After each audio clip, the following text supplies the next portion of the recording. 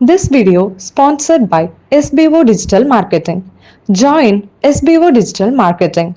Work from home opportunity. Mobile based part time job. Perfect for students, homemakers, and job seekers. Use your free time to earn. No fixed hours. Work at your convenience. Just share and publish content. Simple task, no selling or no referral. Have a Facebook, Instagram, or YouTube account? You're already eligible. Earn daily income with instant payouts. Start from day one.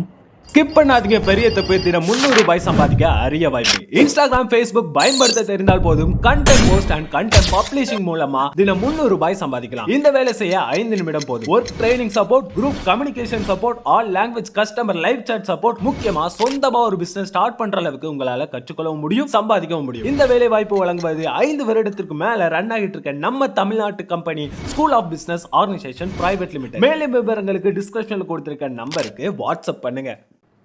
சலவை செய்யும் ஆர்வத்தில் சல்லி சல்லியாகிவிடக்கூடாது. அவள் மென்மையானவள். அப்பாக்கள் செய்யும் 2ஆம் தவறு இது. மென்மையை நீங்கள் கற்பிக்கிறீர்கள். பெண்களின் செருப்பை கூட மெல்லிய தோலில் வடிவமைக்கிறீர்கள். 16 வயதுக்கு மேலும் பலூன் வாங்கி வருகிறீர்கள். சில்லென்று முளைக்கும் சிறகுகளை கூட வேண்டாத ரோமங்கள் என்று வெட்டி விடுகிறீர்கள். அதனால்தான் காற்று கடுமையாக அடித்தாலே பல பெண்களுக்கு ரத்தம் கசிந்து விடுகிறது. ஒன்று சொல்கிறேன் உங்களுக்கு, என் உயிரின் கடைசி சொட்டு வரை அவள்தான் நிறைந்திருக்கிறாள். என் நீண்ட பயணத்திற்கு தகுதியாக அவளை தயாரிக்க வேண்டும். அவள் உங்களுக்கு தகுதி இல்லாதவளா? அப்படி இல்லை. அன்பில், குணத்தில், காதலில் அவள் என்னிலும் மிக்கவள். ஆனால் என் வாழ்க்கைக்கு தயாராய் அவள் இன்னும் வார்க்கப்படவில்லை. என்னுடையது புயல் யாத்திரை.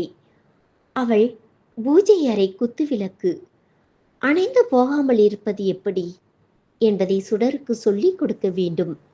அகத்தியர் பேசவில்லை. தன் மௌனத்தை புகையாய் மொழிபெயர்த்தார். பிறகு வேர்களில் விழாமல் இலைகளை மட்டும் நினைக்கும் சாரலாய் கலைவண்ணன் காது தொடாமல் தனக்குத்தானே பேசிக்கொண்டார். நான் தவறான இடத்தில் தலையாட்டி விட்டேனா?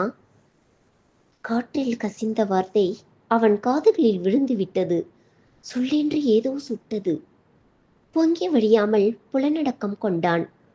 மோனோலிசாவின் புன்னகை திருடி உதடுகளில் ஒட்டி கொண்டான். மெல்ல மெல்ல சொல்ல வீழ்த்தான். நீங்கள் தலையாட்டியது தப்பானவனுக்கல்ல, சரியானவனுக்குத்தான். எனக்கு கிராமத்து குட்டிச்சுவர் வாழ்க்கையும் தெரியும், நகரத்து நட்டசுவர் வாழ்க்கையும் தெரியும். எனக்கு சோளக்கூழில் மிதக்கும் மிளகாயும் தெரியும், உங்கள் சாராய கிண்ணங்களில் மூழ்கி மிதக்கும் பனிக்கட்டிகளும் தெரியும்.